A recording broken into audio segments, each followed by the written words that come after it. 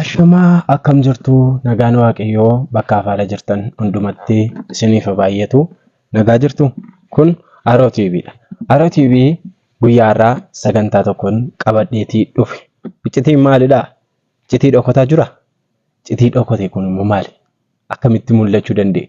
Har'a iccitii dhokataa kanan isiniif gadi baasa. Eenyudha? Maaltu raawwate? Maaltu ta'e? Maaltu uumamee ture? Mee amma xumura sagantaa kootti nu hordofaan affeerraa kooti. Kun Aroo TVdha. Aroo TV immoo namoonni subscribe hin goone subscribe gochuudhaan maatii Aroo TV'n ta'an affeerraa kooti. Viidiyoo kana like taasisaa. Akkasumas share gochuudhaan namoota hundumaa bira akka inni ga'u taasisaan gamanumaan isin affeera. Aroo TV.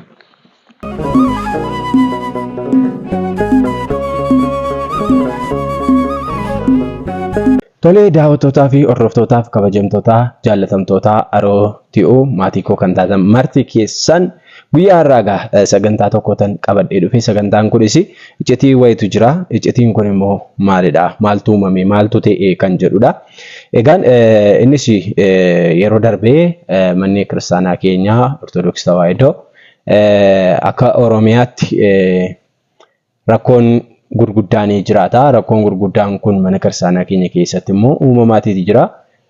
Keessumatti Sinodosiin Itoophiyaadha yeroo darbee walgahii taasise keessatti godinaalee 7 nama tokkoof yookaan Phaaphaasii tokkoof kennuudhaan mana kiristaanaa keenya akka isheen rakkoo keessa galtu, akka isheen dhiibbaa garaagaraa keessa seentu taasifamaatii ture. Egaan manni kiristaanaa keenya Phaaphaasii tokkoon godinni 7 buluun ishee rakkoo hamaa fidaa, rakkoo hin taane fidaa, amantoota harcaasaa, abbaa argachuu baay'eetti ulfaata jenneeti baay'eetti dubbachaatii ture jechuudha. Baay'ee haasa'amaatii ture. Akkasumas Rufaa'eliif kennamee ture. Phaaphaasii Rufaa'el jedhamuuf kennameetii ture. Egaa Rufaa'el jedheetan waama Phaaphaasii saba keenya jibbu, Phaaphaasii saba keenyaaf hin taane ani kabajuu hin danda'u, hin kabajus Booris taanaan jechuudha.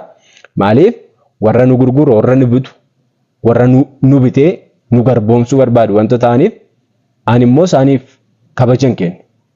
Qarshiidhaan nama na bitu gatii ta'eef jechuudha. Aangoodhaan nama na bitu gatii ta'eedhaaf kabajuu hin danda'u. Rufaa'eluma jedhee ta'uu waamaa jechuudha. Egaan Phaaphaasiin Rufaa'el jedhamu kun kanaan dura agarsiisuu 7 kennameef turennaan hin ta'u, kennamuu hin qabu. Manni kiristaanaa keenya rakkoo keessa jirti. Ta'uu hin qabu. Oromiyaa bushuuyyuu hin qabu jenneeti baay'ee iyyaatii turre, baay'ee dubbachaatii turre jechuudha. Booris hin dubbannaa, innis nu bulchuus hin qabu jechuudha. Namni kun tasumaayyuu bulchuu hin qabu. Mana kiristaanaa keenya Oromiyaa keessa kan jiru guutummaa guutuutti bulchuu hin danda'u jechuudha. Kanaaf iyyuu miidiyaalee garaagaraa irratti baay'ee dubbachaatii turre, karaa peejii Feesbuukiidhaan, karaa TikTokiidhaan viidiyoolee garaagaraa hojjennee baay'eetti dubbachaa turre. Kanumaan ol qabatu masfaraarraan garaagaraa nama sodaachisuun garaagaraa ni jiraata. Wanta ammanatti nurraa hir'isuus wanta nutti dabalu tokkos hin jiru jechuudha. Sodaachisuun isaanii jechuudha. Garuu immoo kanumaan ol qabatu maal taasisanii yeroo dhiyoo asitti egaan godina Wallagga Bahaaf, Wallagga Lixaaf, Qellam Wallaggaa fi Horroo Guduruu deemuudhaaf qophii xumuranii gara Wallagga Bahaa deemanii jedhanii Wallagga Bahaa deemanii turanii. Wallagga Bahaa deeman garuu akka hin gaggeessine yookaan akka bulchuu hin dandeenye mootummaan adabbiitti godhee dhaabsisee jira jechuudha. Wallaggaa dhaqanii akka bulchuudhaaf yaadanii dhufanii saboodaa hin bulchitu, hin dandeessu, eeyyaman qabdu deebiitiin jedhanii hin deebisanii hin ari'anii jechuudha Wallaggaa keessaati. Egaan kanumaan wal qabate godina keenya Wallagga Bahaaf, Wallagga Lixaa fi akkasumas Horroo Guduruuf Qellam Wallaggaa godinaalee Wallaggaa guutummaa bulchuudhaaf kan karoorse namichi kun maal godha seetanii birriidhaan nama bita. Birriidhaan nama gurgura. Gaafan isiniin jedhu namoonni birriidhaan gurguramaniiti jiru. Godinaalee kana hundaaf miliyoona 2 kennuudhaan akka namni bitamu yookaan akka namni gurguramee isaaf hojjetu taasisaatii tureera. Ammas ittuma jira jechuudha. Qarshiidhaan gurguraatii jira. Qarshiidhaan nama bitaatii jira jechuudha. Egaan Phaaphaasiin Rufaa'el kana yommuu godhu namoota barbaadu immoo aangoo kenneeti afaan qabsiisa. Akka isaan hin dubbanne, akka isaanii waa tokko naasofne gochisiisa jechuudha. Inna kanuma wal qabatu bilbilli wayii an gara kootti natti bilbilamee akka qacaramu yookaan akkan agarsiisatii galuudhaafi bilbilli wayii natti bilbilamee bilbilli natti bilbilamu kun karaa Phaaphaasii Rufaa'eliin yookaan Phaaphaasii kan jedhame kanaanii Rufaa'el kan jedhamu kanaan ergamtoota isaadhaan natti bilbilame qacarrii fudhadhuuti hojjedhu qabsoo Oromoo sin dagatiini garuu immoo agarsiisatii keessa galtee yookaan biyya lallabaa keessa galtee hojjechaa hojii sana raawwachaa qabsoo kee immoo qabsaachuu dandeessaa wanta mana amantaaf barbaachisu hojjechuu dandeessaa kan jedhu silkiidhaan naasofsiise namni kuni nama kana nan beeka. Kun waan isin ajaa'ibu Rufaa'el jalee isaatti yookaan nama sagalee daddabarsuuf itti hima. Akka maal ta'uudhaafi akka namni sun immoo nama biraatti himee akka anaaf naa bilbiluuf jechuudha. Nama sadi bira darbeetu naaf bilbilame. Qomoosiin naa bilbilee biyya biraa bulchaa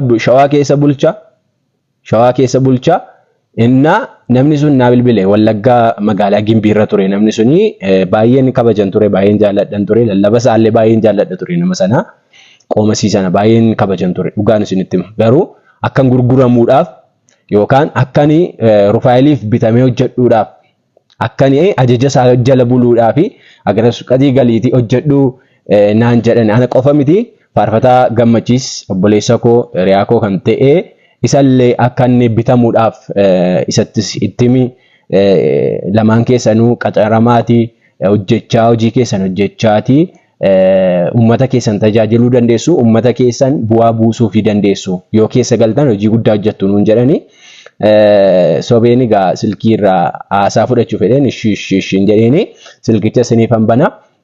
Amma xumuraatti na dhaggeeffadhaa gidduutti ibsa isiniif kennaa deemaati. Amma xumuraatti na hordofaan affeerraa kooti. Jalqaba irratti silkiin naaf bilbilamee silkii akkas jedhu ture. Silkicharraa muraasan isin dhaggeeffachiisa. Yeroo dheeraa natti fudhata wanta ta'eedhaaf jechuudha. Iddoo ijoo ta'een isinitti agarsiisaati. Amma xumuraatti na dhaggeeffadhaa. Intaa beekaa amma natti immoo isaanii ani dhugaa isinitti si keenyatti hin qabu baay'ee jaaladhaa isin sodaatasi. Amma miti ati mun bilbila kee hin qabu dhugaa dubbachuufi. Nasaa yoo ta'e yoo waan gaarii ta'e yoo ta'u baala hojii barra kaanaa baay'ee badaa biizii naman godhu. Ani araan tokkanii sitti immoo boriifuu waan tokko yookaan makanii falmanii gaarii naaf fakkaataana. Ati baay'ee amantii keetiif dhaabachaan falmisa dhugaan sitti maan namni garuu siif hin falmu. Namni siif hin dubbatu ati garuu amantii keef hin dubbataa dhaabata kun dhugaa jiru. Abbootiin keenya haaraa muudamaniif dhugaa madaalamitti maqasuu guddaa qabsuuf iddoon argisiisa qabu. Ganni garuu yeroo mataan turan sanatti iyyuu caanaa guddaa wayii dhiibbaa guddaa gochaa ture dhugaa dhabu. Hin jaalanna waan ta'eef. Kan nuti dhiibbaan nuti gaggeessaa turrees yookiin qabsoo nuti gochaa turrees akka bakka argannuuf osoo hin taane uummatni kun akka afaan isaan tajaajilamu akka abbaa fedhuu barbaadu akka argatuufidha malee bakka argachuuf hin hojjechaa nyaatani akka taa'u osoo hin taane anaan amma kana ilaalee dhugaa dubbachuudhaaf ani kaaseen ture. Ani yoo kan miingeffamte maal ta'a yoo miingeffamte qabsoo eenyummaa keessatti nu geessitti maal ta'a. Ana jedhamu yaadala amma barri waaqayyo bara fidutti yoo miidhaatiin hojjechaa eenyummaa keetiin falmatti maalni rakkoonsaa isa jedhuti gaafachuufini fedha kee kan gaafatee booda immoo maal egaa waan meeqa qabsoomni gara taanaa fi qabsoomni kiri amantii ofii qabsaa'uu waanuma jirudha waan ta'eef. Isa nu saamurra isa nuuf kennu wayyu. Isa nu saamurra isa nuuf kennu wayyu. Akkas jechuun Rufaa'eltuu nuuf kenna inni kaan immoo nu saama. Akkas jechuun Siinodoosiin Oromiyaa saamicha gaggeessaa Abuna Rufaa'el immoo yookaan immoo Paappaasiin Rufaa'el jedhamu immoo uummata keenyaaf kennaa. Argiteettaa uummata keenya akka isaan itti tajaajilanii uffata bituudhaanii wantoota qarshii kennuudhaanii uummata keenya tajaajilu argitanii. Isaanumatu ofitti ragaa ba'e isaanumatu ofitti dubbachaa jira jechuudha. Akka isaan qarshiidhaan nama bitanii isaanumatu ifa godhaa jira argitanii. Dhaggeeffadhaatti. Waa qabaatee silaalee na tabaratu. Akka jechuudha sidhamaatu dadhabduu fi nyaatee dhokatu yoo jira. Inni qoonqoo isaatti nyaatee gubboo meeqa nyaatee birrii meeqa Oromoo kanarraa nyaatee Oromoo dhaabee siniin dhaabata. Ani humna keessan hin taane Oromoo galaafatee birrii Oromoo raafetee Oromoo dhoksee kana irratti kan itti jiru meeqa jiran beeknami. Baay'ee jira. Atummoo kana qabsaa jirtu nyaattu maarree Oromoon gaakee argatte maal taate jedhamu bichaadha. Malee waan garee biraan. Gammeedhaaf bilbiltaniitu isa gaafattaniitu. Bilbilee dura. Gini immoo wanta taati tataa jireenyi gaalaa manamni taati wanta qoyyiqootti baay'ee qabu. Egaa jechuun akka bakkeetti ilaaltan ta'uu dhiisuu danda'a. Dhugaadha. Qarshiin duwwaa bu'aa hin qabu qabatis kanaaf yaabba. Maal godhaa nuti hundaamu irra guddaan wanti filatamaa ture. Mana lubummaa kana. Isa ture. Inni immoo amma lafa qabatutti Waaqayyoon kadhachuudha. Waaqayyo jira gaafa. Ameeritti immoo waan barri fideen dhumu. Waaqayyo jira waan hundumaaf. Maal godhu yaaraarsa maal isa waliin mari'atu nuti numa warra Oromoo tokko ta'e waliin mari'atu Oromiin mari'atu waan ta'e waan tokko gar tokkotti amma Waaqayyo fidutti immoo isa taanii ishee jechuudha tuu mul'isi. Walii ta'uu bakka rakkoon qabu naa bilbila. Naa bilbilaati donta jiru adda baasaati naa bilbila. Lubaachi dhumaadha. Waraqataa isaan kan ni beekaman taanaan hojii baakkaana barbaadu taanaan hojii tajaajila isaanii akka isaan eenyummaa isaaniif maalummaa isaaniif hin qabsaa'ama taanaanii nan dindeessaa kan jedhamu dhageetii bilbile. Yoo akkas ta'e maal taata jedhamu sii bilbila haarsooni. Tole daawwattootaaf hordoftoota koo iccitii kana dhaga'aatii jirtu wanta isaan ittiin nama bitan wanta isaan ittiin aangoo nama laatanii afaan nama qabsiisan jechuudha. Namoota baay'ee aangoo laatanii afaan qabsiisanii namoota baay'ee qarshii laatanii afaan qabsiisanii namoota baay'ee akkas taasisaniiti daandii kaayyoo duraan qabatanii jiran irraa kaachisaasii turan jechuudha. Har'as wanti isaan gochaa jiranii kanumadha bakka. Argitanii gammee fi araarsoo akka isaan qaxaramanidhaaf beeta kinatiidhaa xalayaan ba'e. Waan isin ajaa'ibu xalayaa sana ittiin eegaa tureeni. Xalayaan sun akka na bira ga'uudhaaf yookaan akka naaf kennamuun eegaa ture baay'ee. Maaliif naaf kennamee naan ragaa guddaadha naaf. Akka isaan ittiin na bitaa jiran yookaan immoo akka isaan ittiin nu gurguraa jiranii ifa ta'a wanta ta'eef jechuudha. Garuu xalayaa sana hin dhufne nu bira hin geenye deebisaniis naan bilbilee jechuudha. Kanaaf iyyuu akka isaan ittiin nama bitaa jiran ilaalaa jechuudha. Aangoodhaa nuu laatan. Akka isaan qaxaramanii beeta kinatii dhaabee kan baase immoo abbaa Rufaa'elidha. Rufaa'el kan jedhamu kanaanitu ba'ee namni bilbilee natti hime immoo xaqlaa beeta kinatiidhaatiin natti hime jedheeti dubbata jechuudha namni kun jechuudha. Nama baay'ee jaalladhu ture garuu barumsa isaa baay'een kabajan ture. Baay'een jaalladhan ture. Amma garuu akkan dabarsee of kennu akkan dabarsee gurguramu gaafa akkasitti na gorsanii maal jechuudha. Maal jechuudha ishee ofii isaanii of dabarsanii iddoon taanetti yoo kufan anis kufuun qaba. Saba kana ganuun qaban baay'ee nan gaddi. Mee itti fufanii haasaaniiti. Kun immoo isa lammaffaatu naa bilbile jechuudha. Qoomasii isa lammaffaatu natti bilbile. Bileetii maal naan jedhaa dhimmi kun akka isin qacaramtaniif yookaan immoo qacarriin kun akka isiniif raawwatuudhaafini isiniif bilbilee jaarsi isinitti bilbilanii qoomasiin sun isinitti bilbilanii naan jedhan jechuudha. Naan natti bilbilanii yeroo jedheetan dubbadhe jechuudha. Argitanii natti bilbilanii jedheetan dubbadhe. Isa booda natti bilbilee bakka isin eessa naan akkas mee sagalee isaanii dhaggeeffannu. Waan jiru isaa isaanii rufni isaan. natti manii turan. Bakka wanti jiru kanuma fakkaata. Ani immoo jaarsatti dhiyoon jira beektaa? Warra kamitti? Kanaaf haaluma isaanitti maniin jaarsi laphee dhiifamaa qabu. Kanaaf wanti rakkoo nurra gaa jettanii sodaattan tokko illee hin jiru. Waan tokko wanti nama sodaachisu hin jiru. Tokkoffaa jalqabastee isaan hojii faayidaa Oromootiif hojjetaa jiru malee isinis immoo faayidaa Oromootiif qabsoofsan miti. Dhaggeeffadha asirratti. Isaan faayidaa Oromootiif hojjechaa jiru. Faayidaa Oromootiif gochaa jiru. Wanta biraa wanta addaa tokko hin qabanii. Isaan faayidaa Oromoo qofa hojjechaa jiru. Faayidaa Oromoo maal hojjetan? Faayidaa Oromoodhaaf maal godhame? Abbaan Rufaa'el warri jettan kun Rufaa'el maal godhime? Faayidaa Oromoodhaaf maal buuse? Uummata saamuu, uummata mana amantaarraa ari'uu, akka afaan Oromoodhaan hin tajaajilamne gochuu, akka afaan Oromoodhaan hin godhamne bataskaana keessatti qiddaaseen hin qaddamne gochuu raawwachuu kanadha kan raawwatamaa ture jechuudha. Kanaaf iyyuu kanatu ta'ee ture. Malee maal godhe Oromoodhaaf? Maal raawwate? Faayidaa Oromoodhaaf kan hojjechaa turanii. Yaa ajaa'iba! Mee dhaggeeffadhaatti fuuna. Faayidaa Oromoo fayyadamuun immoo fayyadamaniiru miti.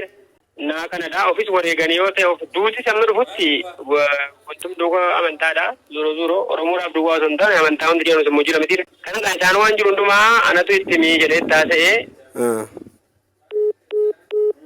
Asirratti silkiin gidduuttidha kan inni citee utuu haasofnu gidduutti addaan citee birriin irratti dhume jedhanii deebisee naa bilbile. Qoomasiin kun deebiseetii naaf bilbile birriin irratti dhume naan jedhe. Inni kan inni haasaa jiru qoomasiin kun waan isa ajaa'ibu qoomasiin yeroo darbe viidiyoo irratti hojjedheedha. Yoo argitaniitu taatan TikTok irratti yoo argitaniitu taatan viidiyoo yeroo darbe irratti hojjedhe sirbaa ture miidiyaa irra bee gulfaatii ture jechuudha. Geerarsa qoobii uffatee geeraraa ture jechuudha. Nama sanadha. Namni kuni nama isin argaa jirtan suuraa isaa kana nama isin argaa jirtanidha kanadha jechuudha. Namni naaf bilbile. Namni kun immoo Rufaa'el kan hojjetudha. Haasaa daddabarsaa haasaa Abbaa Rufaa'el bukkee dhaqaa hojii akkaataatti muuduu danda'u fi akkaataatti qaxaruu danda'u isatti laatee jira Rufaa'el. Qoomasii kanatti jechuudha. Namni kun immoo anatti bilbilee jechuudha. Deebisee nama biraatti bibilee jaarsummaa ergee nyaatti bilbilee deebisee jechuudha. Innaa gidduutti addaan citee meesha lammaffaa immoo dhaggeeffannu.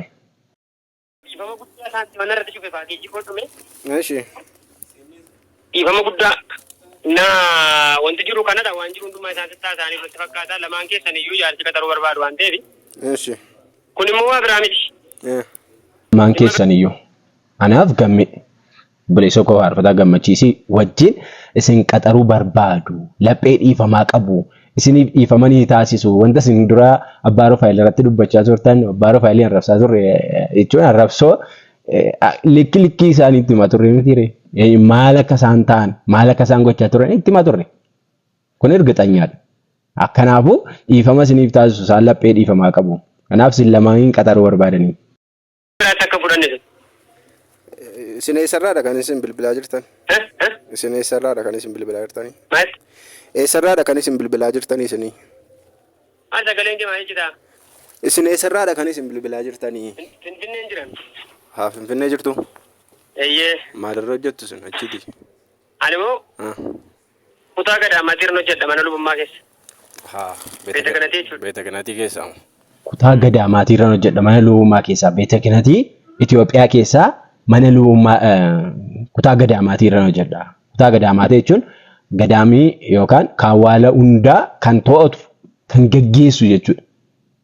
Waan isin ajaa'ibu immoo namni kun Beeta Ganatii keessaa bakka tokko bakki caafii tokko galee hojjetu tokko hin qabu.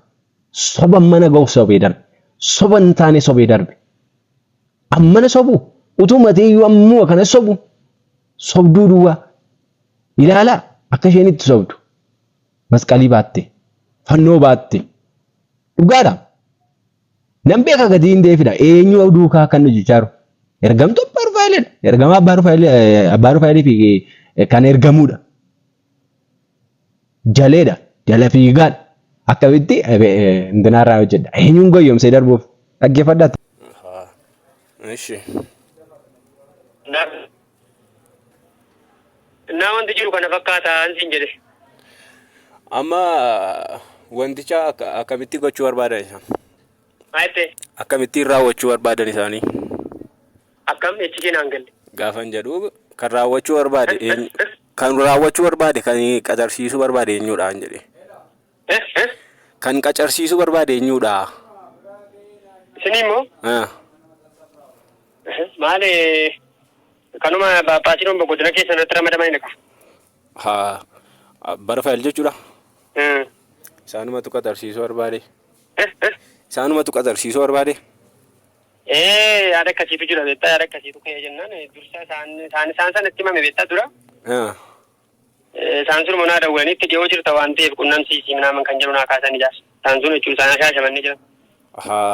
Shaashamannee warri shaashamannee jiran garuu nutti dhiyoo badaas miti garuu nu bira turan malee nutti dhiyoos badaa miti garuu. Gimbiin ture naan jedhan kaan turre gimbiisa? Gimbii turanii madaalamii turanii madaalamii. Maarri akkas naan jedhanii ijoolleetti nan dhiyaadha ijoollee kanaa wannoo ta'anii ijoolleen kanaan duras akka kana turanii qabsaa turanii miidiyaadhaanis waan baay'achaa turanii bore mammoo bakka jirtan iyyuu laqamtee jiru minaamin nuun jedhani ani garuu waan hin beekus hin qabu. Eeshi. Waan akkasiitu jira kanaaf intaa taanaan intaa jedha laasin isinii galeeramanii amma sanas ta'e kana bor isaanii dhufuun isaanii nafu qaama mootummaatu fida waan ta'e dhufuun isaanii nafu. Eeshi.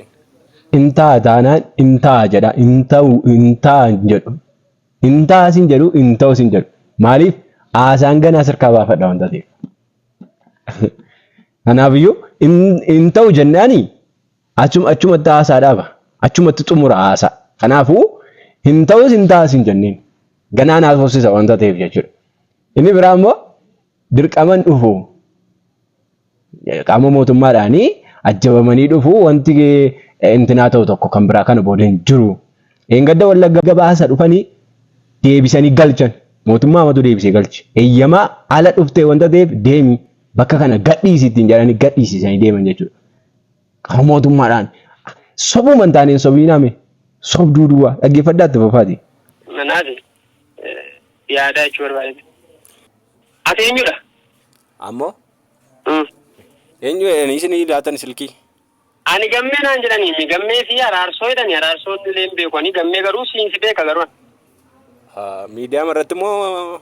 Miidiyaa irratti baay'ee si daawwata. Ani araarsoo madha. Araarsoo naan jedhan tokko immoo gammeedhaan dawwalleesaa? Gammeedhaan dawwaliin jiru. Wal bira immoo hin jirtanii itti mikaati. Gammeen na bira hin jiru. Gammeen na bira hin jiru. Itti mikaa bilbilaanis ta'e itti miyati. Yaada jiru qabachiisiti tokkoon keessan naqamtee tokkoon keessan gimbii. Tokkoon keessan gimbii tokkoon keessan naqamtee. Hojichi immoo maalidha laata? Hojiin keessan immoo hojii rakkisuus miti. Isbukni minnatees waan miidiyaa hojjettanuufidha. Isbukni minnati kan taatan waa biraa miti. Maal irratti ture hojichi? Isbukni minnati qunnamtii uummataa. Qunnamtii uummataa. Isbukni uummata kan wal qunnamsiisu, uummata kan walitti fidu. Akkas jechuun abbaa Rufaayilee fi uummata kan walitti fidee jaallachiisu. Abbaa Rufaayilee fi yaada uummataa tokko kan taasisu. Yaada fudhadhu gaafatti asisin mari'adhaati waan jiru mari'adhaati yonnoo ta'a nuummoo asii jaarsatti sin dhiyeessuu hin dandeenyaatti dubbachuu hin dandeenya waan ta'eef jaarsa dubbannee deebisuu hin dandeenya waan ta'eef shakkiin qabaatiin shakkii qabda taanaanis immoo minaalbaata finfinnee dhufuun sodaatu taanaan qaxxataa isaan gimbii dhufaaru waan ta'eef dhiyeenyetti achittis dhuftee xalayaa fudhachuu hin dandeessaa yoo barbaadde hinkoo annanii isaanitti dhiyaadhu kan sodaadha taanaan immoo nuti kennuu dandeenya xalayaa isaan mallatteessanii. Xalayaa isaan mallatteessanii isiniif laannaa isiniif kenninaa yoon sodaattu taatanii akkas jechuun ilaa dhimmi agarsiifatii wajjin wal qabatu wanta baay'ee jira takaaroo baay'eetu jira hin kaasnu amma iccitii isaanii gadi yaasuu barbaadeetan akkaataa isaaniitti nama bitan akkaataa isaaniitti nama gurguran akkaataa isaaniitti aangoo namaa kennanii afaan nama qabsiisan ilaalaa isiniin jechuu barbaadeetan itti fufa. Bilbiliif namoonni baay'een dhufaniiru amma caasaadhuma keessan keessaa namni kudhanii caasaadhuma keessan keessa kan turan kan akka Gabramadin fa'aa hundi isaanii xalayaa galfataniiru. Xalayaa dhiifamaa galfataniiru miindaan keenya duraan nuuf kaffalamu jedhanii xalayaa dhiifamaa galfataniiru xalayaan isaanii kun as qaqqabeera. xalayaa warri hin galchatan jechaa jiru kuni itti gaafatamtoota kutaa riifoormii yookaan immoo sinodosii keessa kan sinodosii Oromiyaa keessa kan hojjechaa turanii fi Abbaa Gabreel Luukaa kan hojjechaa turan Wallagga Lixaa irratti jechuudha. Wallagga Lixaa irratti. Isaanii xalayaa galchataniiru dhiifama gaafachaatii jiru. Kanaaf iyyuu wanti nama sodaachisu hin jiru. Isaan iyyuu miindaan keenya nuuf kaffalamu jechaatii jiru. Nuuf kaffalamu hojjenna. Abbaa Rufaa'el Luukaa hojjenna jechaatii jiru. Xalayaa galchatan jechuudha Abbaa Gabramadiin fa'a. Dhuguma Abbaa Gabramadiin mee dubbadhaa isinis? Akkasi. Akkas taanaan gaariidha. Kana jechuun immoo duubatti deebi'aa jechuu miti. Qabsoo irraa duubatti deebi'aa miti. Amma saba keessaniif qabsaa. Ayyee sitta toluuf nagaa ta'e. Tole daawwattootaa fi hordoftootaaf kabajamtoota maatii Aroo TV egaan ergamtooti Abbaa Rufaa'el akkasittiin anaa fi obboleessa koo faarfataa gammachiisiin nu gurguruudhaaf nu bituudhaaf yookaan immoo aangoo nu kennanii afaan nu qabsiisuudhaaf dubbachaatii jiru. Bilbila kana naaf bilbilanii nama lama qoomosoota lama naaf bilbilee qoomosoota lamaan iyyuu kan Abbaa Rufaa'eliif hojjetanidha, kan Abbaa Rufaa'eliin deeggaranidha, sinodosii moofaa duukaa kan imalan jechuudha. Kanaaf iyyuu iccitiin inni guddaa isa kanadha jechuudha. Akkasitti nama bitu, akkasitti nama gurguru jarri kun mee ilaala, mee hubadhaati ilaala sirriimatti jechuudha. Inna jarri kun akkasittiin nu gurguruuf turanii nuti garuu hin bitamnu yoomiyyuu taanaan.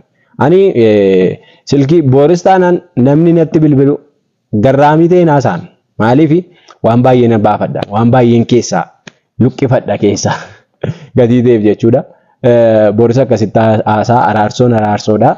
Araarsoon kaayyoo qabatee jiru kaayyoo sinodosii Oromiyaadha. Kaayyoo sinodosii Oromiyaa ammoo amma jirrutti amma lubbuun jirrutti galma ni geenya bakka ga'uu malu ni gaa jechuudha. Malee karaatti tasuma wanti afu tokkollee tasuma hin jiru jechuudha. Iyyaadinaa kan karaatti afaa sinodosiin Oromiyaa jettan iyyaadinaa. Isinis aangoo tasumaan qabattan. Sinodosiin Itoophiyaa moofaa nan bulcha Oromiyaa jetti keessumatti Wallagga keessumatti hin bulchitu jechuudha. Iyyaadamu jechuudha. Keessumatti Abbaa Rufaa'el Phaaphaasiin Rufaa'el jedhamtu hammaa kaastee kanatti yaaduu siree jiraata. Maaliif aangoodhaan nama bituu iyyaadiin. Aangoodhaan nama gurguru iyyaadina. Qarshiidhaan nama bitu tasuma iyyaadina. Dhugaadhaaf hojjechaa jirtan bakka. Dhugaa dubbanna wanta ta'eef jechuudha. Kanaaf yaa uummata keenya dhugaan jirtu kanadha. Kanaan nama bitu, aangoodhaan nama bitu, akka nuun afaan qabanne teenyu miidiyaarraa akka nuun callisnu aangoo nuu kennanii obboleessa koo faarfataa gammachiis sagalee kana yoon dhageessa taate egaa aangoo siif kennameeti jira. Aangoo siif kennameeti jira. Wallagga lixaatee Wallagga baatee hin beeku. Lamaan keenya tokko tokko akka fudhannee gaggeessinuudhaaf yookaan immoo akka qaxaramnuudhaaf nuuf kennameeti jira jechuudha. Aangoo isa kamiin jechuun barumsa isa kamiin agarsiiskatii gaggeessuu dandeenya. Leenjii isa kam nuu laataniiti agarsiiskatii gaggeessuu dandeenya. Sammuuma xiqqoo babaatu dhugaa qabu agarsiiskatii keessa kan jiran guutummaa guututti nama lamaaf lama eda'uu kan hin beeknedha. Dhugaan isinitti hima jechuudha. Lamaaf lama meeqadha yoo ta'e nama eda'uu hin beeknedha jechuudha. Beekna wanta ta'aniif hunda isaanii iyyuu jechuudha. Kanaafuu akkasittiin nama gurguruu barbaadaa jiru gatii ta'eedhaa fi ulfaadhaa galatoomaa waan dhaggeeffattanii fi kutaa lammaffaa isaa immoo ammas wanta jiru gadiin baasa. Na eegaa kutaa lammaffaa isaa viidiyoo kana sheer naaf godhaati namoota biraa akka inni ga'u naaf taasisa. Akkasumas viidiyoo kana laayik godha. Namoonni Aroo TV sabiskiraayibii godhe sabiskiraayib gochuudhaan maatii Aroo TV ta'an affeerraa kootii kabajamaa ulfaadhaa waan dhaggeeffattanidhaa fi horaa bulaa deemana walitti deebina.